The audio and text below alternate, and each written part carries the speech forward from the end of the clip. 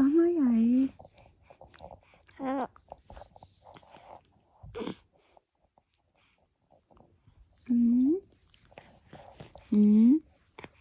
Nè, sao thức sớm quá vậy?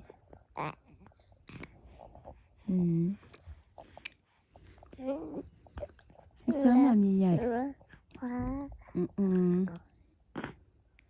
Thức sớm làm gì vậy?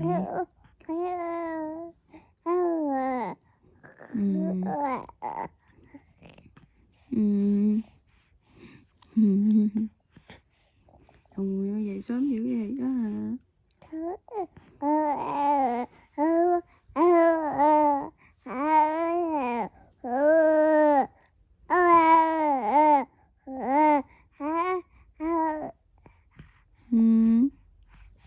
Đang nói gì vậy?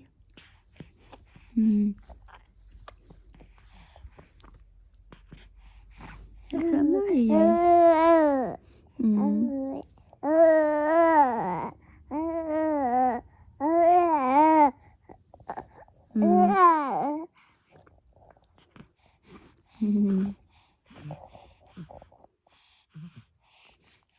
Nói gì vậy?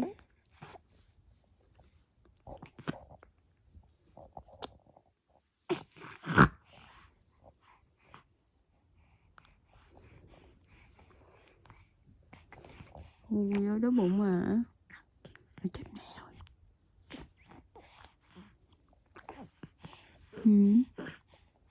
Đói bụng chưa? Đói bụng chưa qua?